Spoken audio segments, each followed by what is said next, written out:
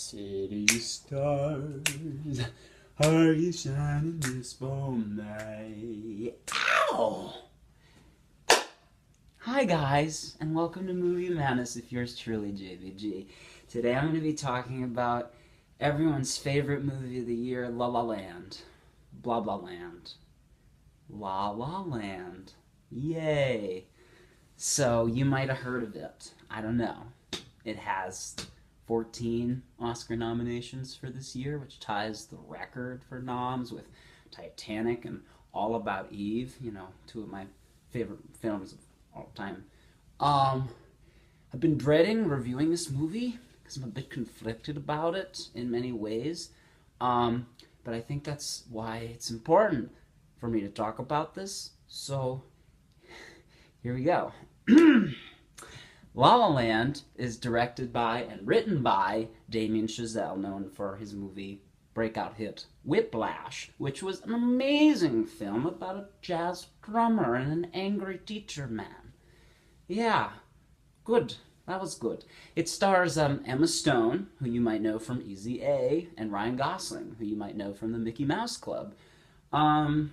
And so basically the story, it's kind of like a love letter to Los Angeles. Emma Stone's like a wannabe actress. Ryan Gosling's like a wannabe jazz pianist because why not? And they're trying to make their way in, in LA, and, make a living off of, pursuing their dreams and being one with the arts. That's the gist of the movie. Yeah, it's a pretty straightforward film. Let me just say what I liked about it first. Here we go. Damien does an amazing job with his directing because all the choreography and the specific angles of the shots and his vision and these specific moments of like these dance scene and the stars, the last 10 minutes will blow your mind. That is the one part that everyone talks about this movie, even if people don't like it, which a lot of people don't. They will talk about the last 10 minutes. Last 10 minutes is like a feast for the eyes. Really dazzling, cool, amazing stuff. I've seen the movie twice, and the music is good. It is very poppy for a movie that wants to, remind you how jazz is like a dying thing. The music is not really that complex or that, jazzy. There's not a lot of jazz chords in there. It is very basic music. I mean, it's catchy, some of it. City of Stars, the audition song, their theme. Their theme is my favorite song. It's what gets me when Ryan Gosling playing the piano. Kudos to Ryan Gosling for learning to play the piano that well. It was good. Good for you. Good for you. You did it. Oscar nom over Ryan Reynolds for Deadpool. Good for you. They chose the right Ryan. Not! But, it's okay. What did you expect, really? And Emma Stone, she deserves that nom, I think. There's that one audition where she's fake on the phone, and I love that moment. She's great. And her audition monologue, the song was a little forced out of her monologue, but yeah, it was nice. It was, good for her. It is a musical, so the singing and the dancing aren't quite, amazing. It's not gonna blow you away. It isn't technically brilliant, but these are just two normal, famous people just like singing because it's a musical. So that's why they're singing. That's why they got them, because they, just normal, good-looking 20-something white people. They're just great. Well, Ryan Gosling's older than that, but you get the point. They're young and they're great looking and they're white, just pasty white, just shiny white, as white as can be. Yeah, and the cinematography was nice too.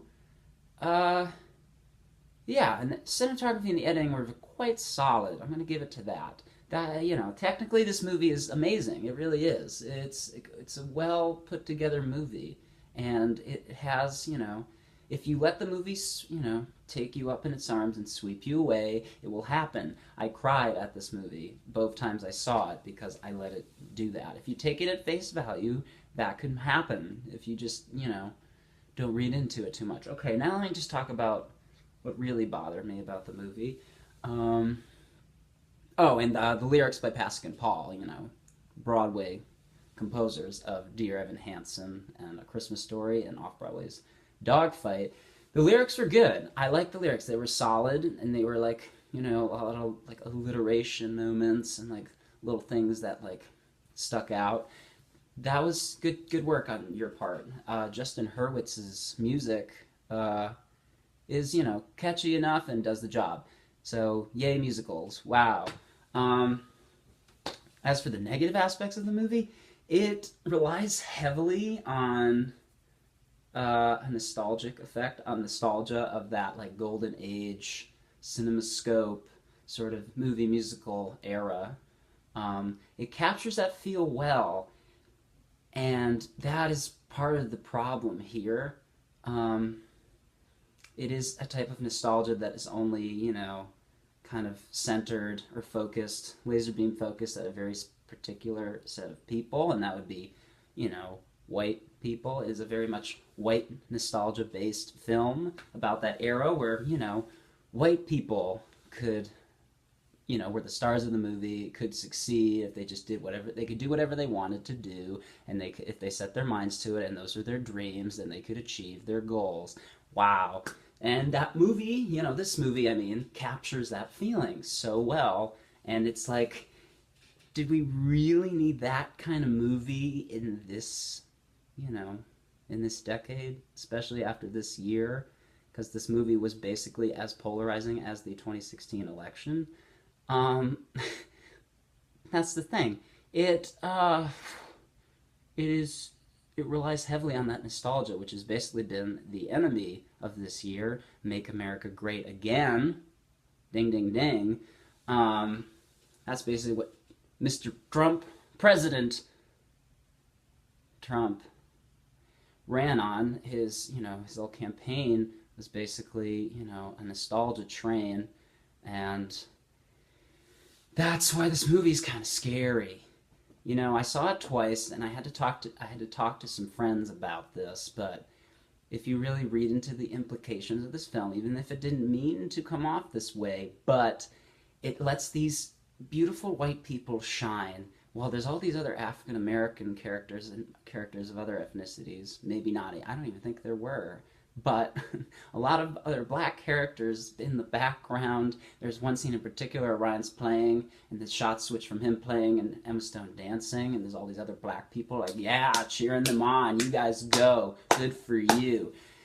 Whoo! And John Legend, who's a supporting actor in it, he was like that guy who was like, gave up on his dreams and just like threw in the towel and giving up on, really living up to, the title of a jazz musician, and kind of, incorporated more of the pop music into his band, which Ryan Gosling,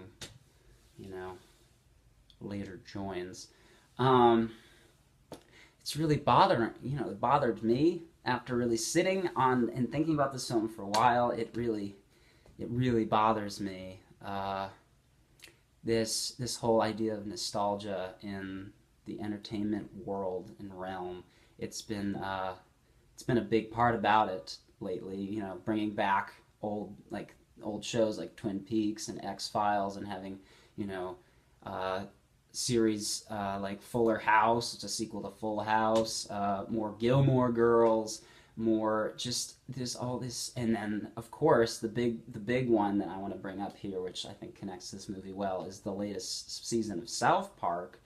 I think it's season 20. I might be wrong about that, but the whole enemy or antagonist of that whole season, which they did like they did a, you know, an actual story through the whole season instead of just like breaking up into random little vignettes in the episodes. It was just a through line story, which was awesome. But there's these things called member berries, which are basically, you know what they represent the negative aspects of nostalgia on people and what it tends to do to people. And I think this movie just came at a really bad time, and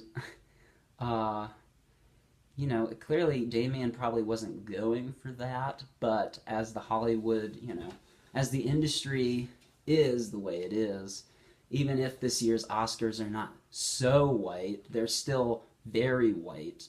Um, and just having a film like that rely so heavily on that nostalgic punch um, it's kind of rough. This film does not make America great again. You know, there was an article about that specifically, and I just found that very interesting. This this film is very interesting to me, and I really hope it doesn't take home Best Picture. Uh, because there are so many other movies out there that are important, that have stories to be told that people have not seen before, like Moonlight or Swiss Army Man. Even Manchester by the Sea kind of bothers me because Casey Affleck, yikes, scary dude. Um, but here's the thing, just I implore you to, if you did like La La Land, you know, at face value for what it is, just to sit on it and think about what that movie really stands for. And of course, it tries to, you know, thematically say like, oh, you know, is it possible to pursue your dream and have a love life at the same time, or are those things mutually exclusive or not? Or, uh, but then there's the other baggage that comes along with that. Um, Ryan Gosling mansplaining jazz and just having just very thin characters, underdeveloped characters. Of course, it's a great-looking movie, just, you know, kind of a weak opening number, an amazing closing number, but, you know, everything about it is just, even with the comedic moments and the good chemistry between the stars, there's too much else going on inside of the film and what it stands for truly that's truly scary. So I guess I'm gonna give La La Land, oh god, because I did like it, but I don't love it. It makes me scared. I'm gonna give it 120 out of 150 annoying white people playing jazz music. Great. Anyways, thanks for joining me. This has been Movie Madness with JBG. Go see it, maybe, if you want. But you should see Moonlight instead. Okay. Bye. City stars, are you shining? Just, ow!